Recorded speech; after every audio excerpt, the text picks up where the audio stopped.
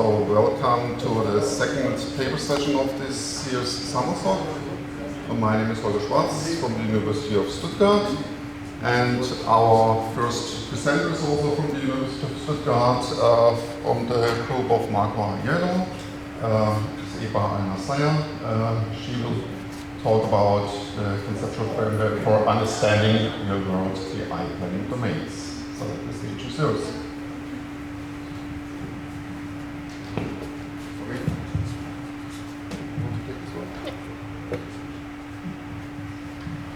Okay, thanks for the introduction.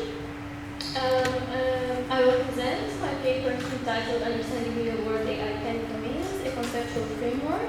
And the paper is authored by me and by my colleague Ilche Georgievski from also the University of Stuttgart. Since the paper is about AI planning, I will start with a small introduction about AI planning for those who are not familiar with the concept. And I will also talk why we need to understand real world and what does it mean to understand real world planning. Okay, so AI planning from its name is a subfield of artificial intelligence. And the focus of this field is to research and develop planning systems. And the idea of the planning system is to compute plans, and the plans are a course of actions that should be executed in order to satisfy some predefined goal. There are multiple techniques of AI planning. They differ in the assumptions that they make about the environment where the planning is taking place, or what we call the planning domain. And those techniques, the most restrictive one is classical planning, which makes really restrictive assumptions about the domain where planning is taking place. And there are some other techniques that do relax some of those assumptions. For example, probabilistic planning, temporal planning, and so on. AI planning has a lot of application domains where it can be applied, starting from games to autonomous vehicles, to rovers, to robotics applications, to also spaceships, and so on. And AI planning is a knowledge-based technique, and by knowledge-based we mean that in order for the AI planning system to compute this plan, it needs an adequate and relevant information given to the planning system that describes the domain where the planning is taking place. And this knowledge is formulated in terms of a planning domain model. And this is where we describe what actions we can perform in the domain, what tasks we can perform, how we can achieve some tasks, and so on. And the problem instance, which is the planning problem that we try to solve in this planning domain. And here where we describe the goal that we want to achieve. Now, the focus of this paper on this planning domain model. And in particular, what we are interested in is how we can define this planning domain model. And in order for the AI planning system to be applicable in real-world settings, it's necessary that this planning domain model really reflects the aspects that characterizes the planning domain where planning is taking place, or the planning environment. So in order for the planning domain model to reflect those characteristics, we have first to understand what characteristics make this planning domain real, and then reflect those on the domain model. Because the reason for this, if we don't understand what makes planning domains realistic, we might end up with a domain model that doesn't really reflect the reality. And this will lead to plans that, when are executed, they don't lead us to the goals that we want to achieve. And if we look at the software development lifecycle of AI planning system suggested by Ilche Georgievski, we see that in the third phase, this is the phase when we develop the domain model. We see that in this phase, it's necessary to understand the realistic aspects of the planning domain, but that doesn't stop here. Understanding the realistic aspects affect all the phases of this development lifecycle. So if we look, for example, at the second phase, where we choose what planning type we want to use, for example, classical, probabilistic, or temporal planning type, we see that we need to understand what aspects or what characteristics in the planning domain exist in order to make the right choice here. This also applies, for example, in the fourth phase where we apply some software engineering concepts. And in order to design our system, we need also to understand the aspects and the characteristics of our planning domain. So this means that understanding the aspects of planning domains should come before all these phases as a first step.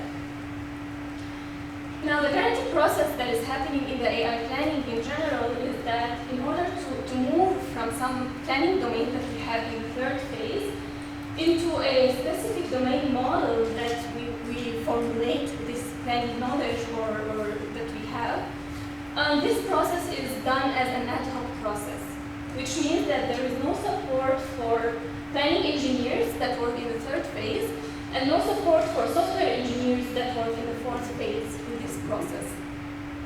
So the engineers are not supported in understanding and reflecting the realistic aspects of planning domains in all those phases. And this is where our work comes into play. So the problem statement is that there is no current support for software engineers and knowledge engineers in the process of identifying relevant and realistic aspects of field domains for the development of essential planning elements, which are the phases that we saw before. And the research question that we are trying to answer is that what are the realistic aspects that should be taken into account in the development of the AI planning systems, and how we can organize those aspects. And this brings me to our contribution. The main contribution of the paper is to develop a conceptual framework of those realistic aspects for planning domain knowledge. We call this conceptual framework Realistic Aspects Framework. Now, the intent of this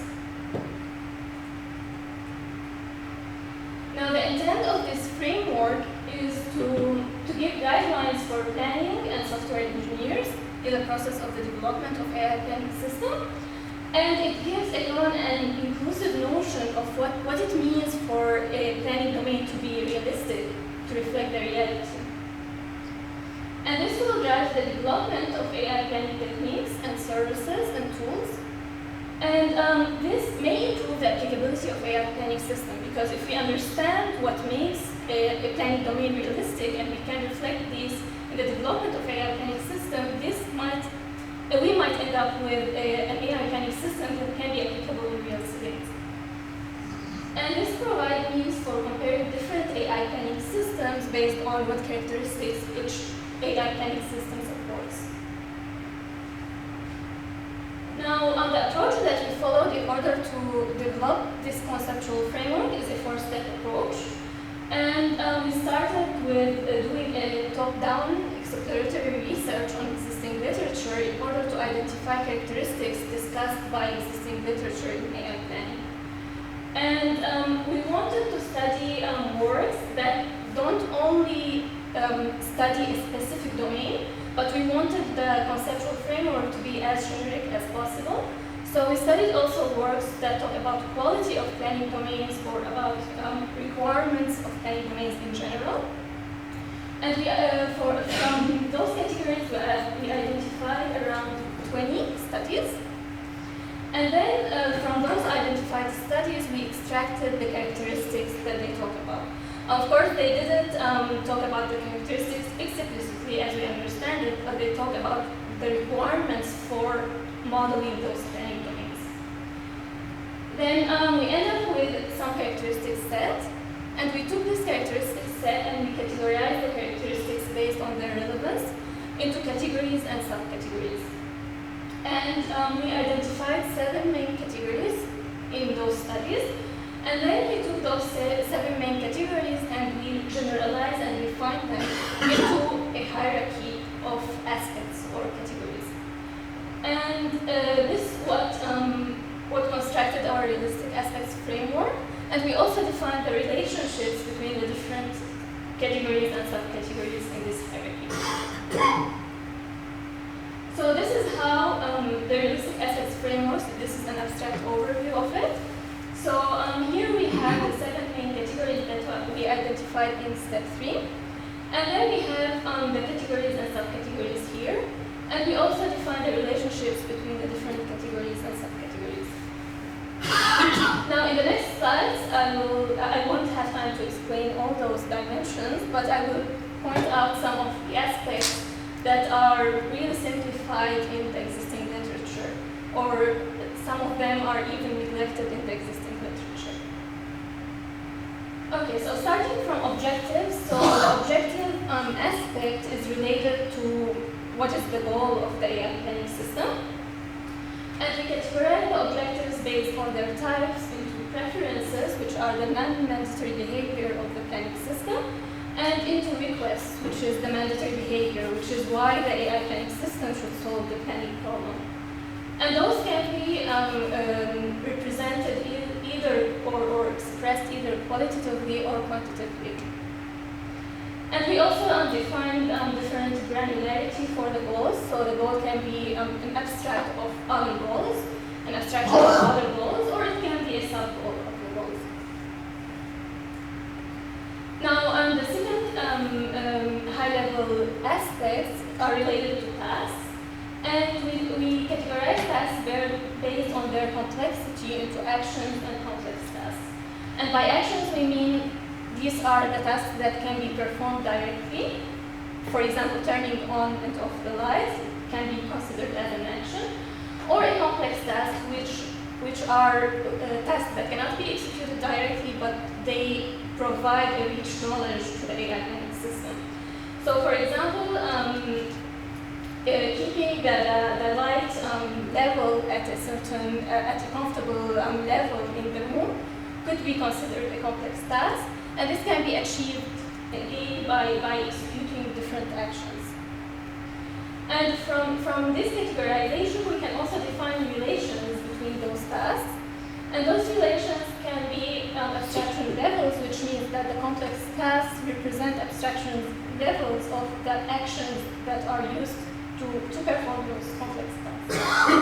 And also there can be alternatives. So for example, if we have complex tasks, there can be multiple ways to execute this or to perform this task. Okay, also define other relations, but I won't go into details into that for now.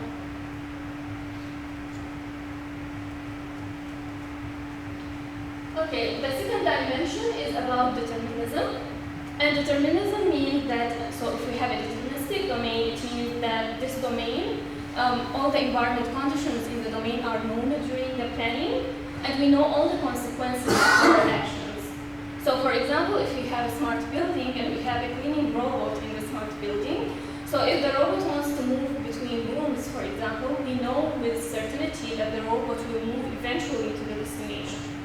And we also know, for example, the time taken by the robot to move between these rooms.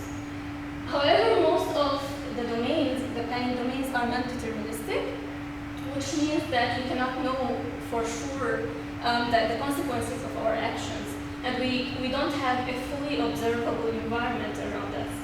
So if we have a cleaning robot again, there can be some fault in one of the sensors of the robot, so the robot cannot observe its full environment. And the non-determinism comes from the uncertainty in the environment. So if we are talking again about the cleaning robot, the people that are moving while the robot is cleaning can be considered some source of uncertainty that will affect the actions of this robot. And we distinguish between what is called risk and what is called uncertainty in the consequences of the actions of the robot. And the risk is a situation where we know some probability information about the probability distribution of the outcomes of the actions, while uncertainty is a situation where we don't know the probability distribution of the actions, or we have partial knowledge about this probability distribution.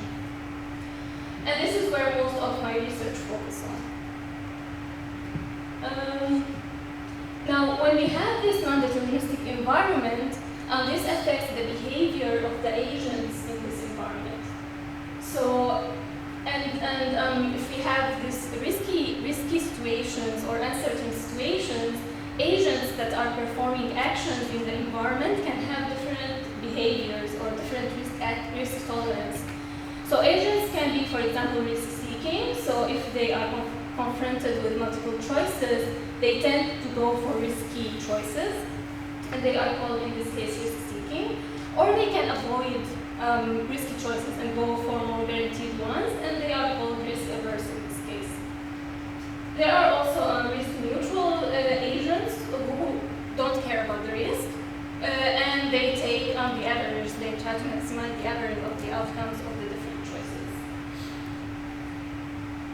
We also distinguish agents based on their types into components and human agents. So components are all the entities except for human agents. Those can be robots, devices, software components, and so on. The last dimension that I want to talk about, or the last high-level aspect that I want to talk about, is quantities. And quantities is anything that can be measurable in the time domain. And we distinguish quantities based on their type into resources, action costs, and environmental inputs. And resources give some limitation to the highest consumption that we can consume in the time domain. So if we're talking again about smart buildings, one of the resources could be the energy that is stored locally. We cannot consume more than what we store locally. Action costs are the same that we, in the cleaning robot, action cost could be the time that is needed by the robot to move between the rooms. And environmental inputs are things like the CO2 level, the humidity, the temperature in the environment, and so on. Of course, the way to compute the quantity depends on what this quantity represents. So if we have, for example, the temperature, we need nonlinear function in order to compute it. Okay, so I won't go into detail about the remaining two aspects, the constraints and the qualities, but I want just to mention that those aspects are not only related to the planning domain itself, but they also have characteristics that characterize the AI planning system in general. So we can define also qualities for the AI planning system, including how modular it is, how maintainable it is, and so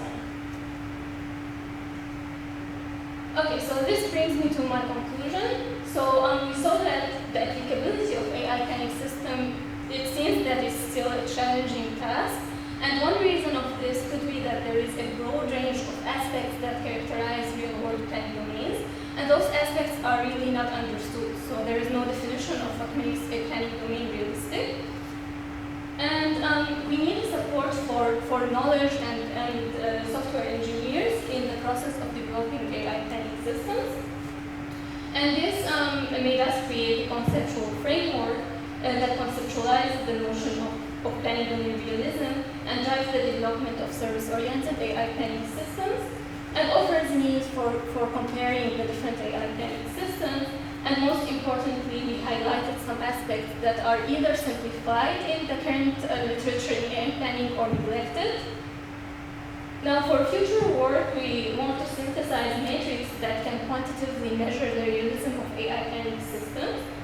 And we want to empirically verify and validate the conceptual framework on realistic planning domains. And lastly, we want to explore the usability of the framework for the design of service-oriented AI planning systems. Thanks for listening. That's all from my side.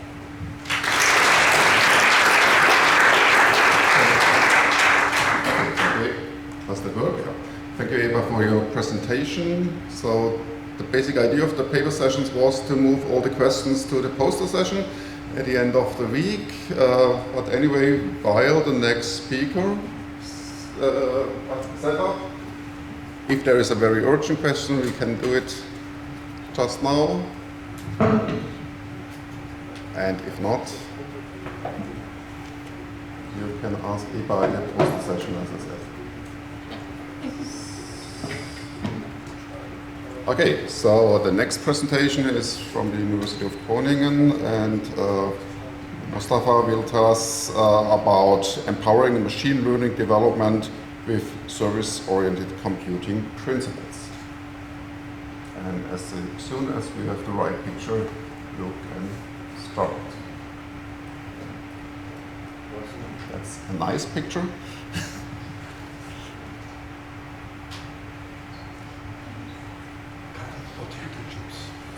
I wouldn't dare to eat them.